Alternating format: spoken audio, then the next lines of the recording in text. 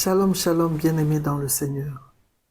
C'est quel que soit le lieu, quel que soit le pays, quel que soit le continent dans lequel vous vous trouvez, je vous salue dans le nom de notre Seigneur Jésus-Christ. Oui, le thème de notre exhortation de ce jour est « Nous sommes des térébinthes de justice, une plantation de l'Éternel pour concourir à sa gloire. »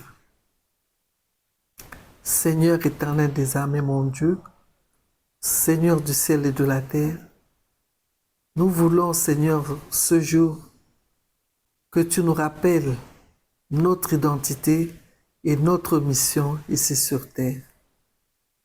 C'est pourquoi, Seigneur éternel des armées, mon Dieu, nous avons besoin que tu nous éclaires, que tu nous parles, que tu nous conduises.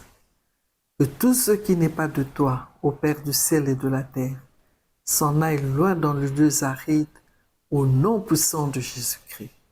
Nous remettons ce temps entre tes mains, que l'honneur, la puissance, la louange, l'adoration te reviennent. Dans le nom de Jésus-Christ, nous t'avons prié et rendu grâce, Père du ciel et de la terre. Amen. Oui, je disais que le thème de notre exhortation de ce jour est « Nous sommes des térébinthes de justice, une plantation de l'Éternel pour concourir à sa gloire. » Oui, bien-aimés dans le Seigneur, le peuple de Dieu n'est pas une foule sans forme ni mission. Dieu nous rappelle notre identité et notre mission. Nous ne sommes pas des êtres errants, ballottés par les vents du monde. Nous sommes des arbres puissants, enracinés dans la justice divine et dans sa vérité, élevés pour manifester sa gloire, oui, plantés par l'Éternel lui-même pour manifester sa gloire sur la terre. Ce n'est pas une simple métaphore poétique, c'est une déclaration céleste sur qui nous sommes et pourquoi nous existons. Le térébinthe dans la Bible est un arbre robuste, résilient, résistant aux saisons et aux tempêtes. Il ne pousse pas par hasard, il est planté. De même, nous sommes plantés par Dieu avec intention et précision. Il est souvent associé à des lieux de révélation ou de rencontre avec Dieu. Jean 15, verset 16 dit « Ce n'est pas vous qui m'avez choisi, mais moi, je vous ai choisi. » Dieu dit encore, Dieu ne nous a pas seulement sauvés, il nous a établis pour porter du fruit durable. Nous sommes enracinés dans sa parole, nourris par sa présence et cultivés par son esprit. Être un térébinthe de justice, c'est incarner la force, la droiture et la beauté du royaume de Dieu. Voici quelques versets bibliques qui soutiennent cette vérité.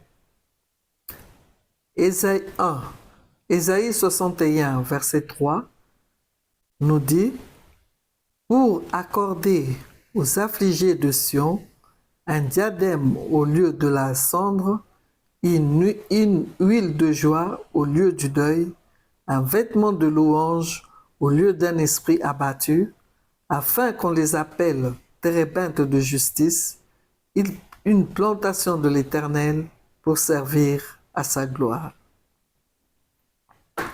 Ce verset est le cœur du thème. Il montre que Dieu transforme les vies brisées pour en faire des piliers de justice, enracinés dans sa volonté.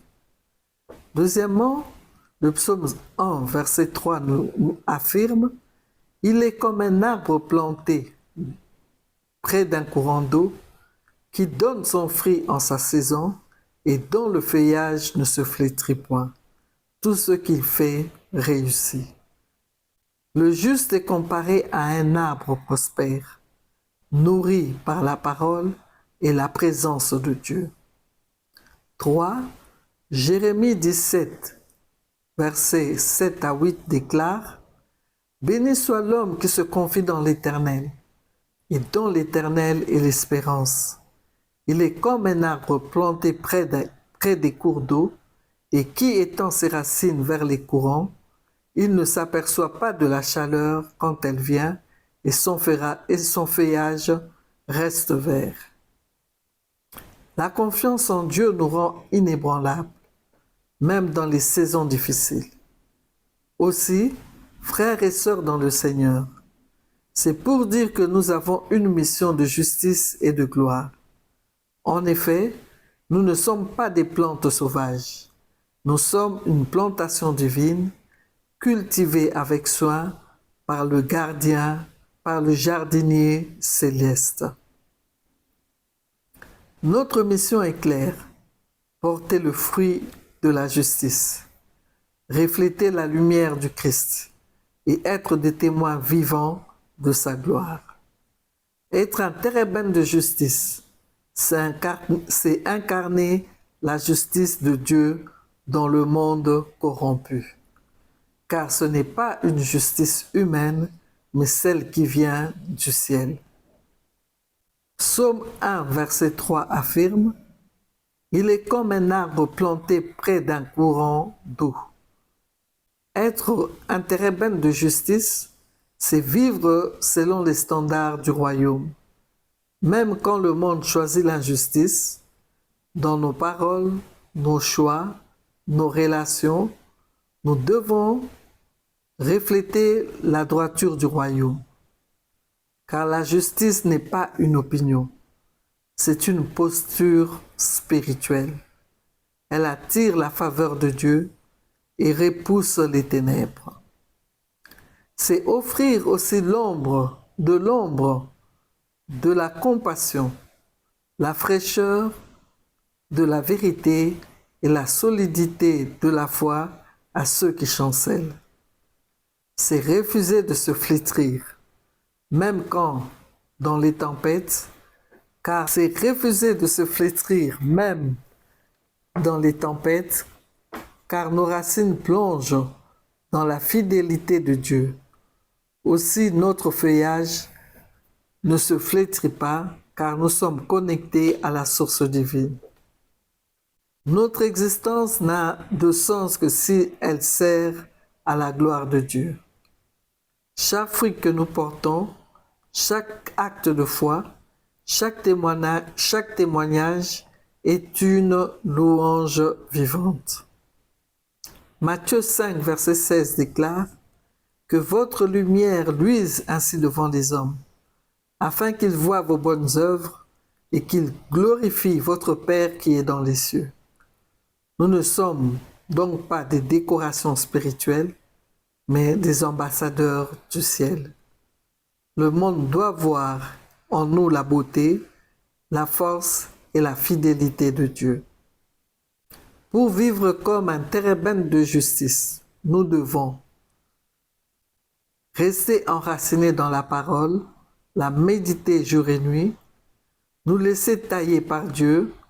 La discipline divine est une preuve d'amour. Nous devons aussi porter du fruit en toute saison. Même dans l'épreuve, nous devons être des témoignages vivants. De ce fait, nous devons refuser la sécheresse spirituelle et toujours rester connectés à la source, le Saint-Esprit. Pour conclure, Dieu nous a plantés pour un but, pouvons-nous dire, concourir à sa gloire. Cela signifie que nos vies doivent être des reflets de sa majesté, des témoignages vivants de sa puissance transformatrice. Chaque acte de justice, chaque parole de vérité, chaque geste d'amour est une offrande qui élève son nom. Dieu nous appelle ainsi à une vie qui dépasse la superficialité.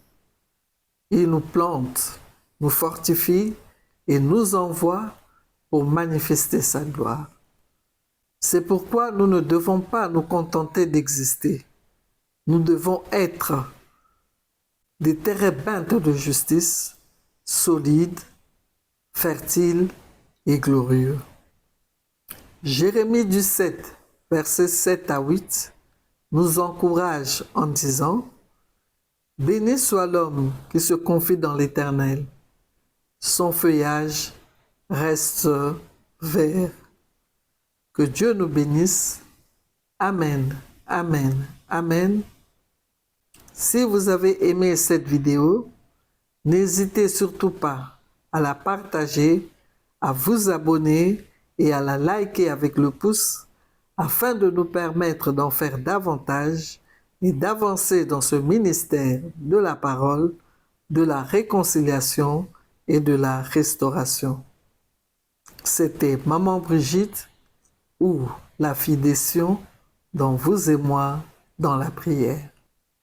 Jérémie 17, versets 7 à 8, nous encourage en disant « Béni soit l'homme qui se confie dans l'Éternel. Son feuillage reste vert. » Que Dieu nous bénisse. Amen, amen, amen. Si vous avez aimé cette vidéo, n'hésitez surtout pas à la partager, à vous abonner et à la liker avec le pouce afin de nous permettre d'en faire davantage et d'avancer dans ce ministère de la parole, de la réconciliation et de la restauration. C'était Maman Brigitte ou la fille des Sions dans Vous et moi dans la prière.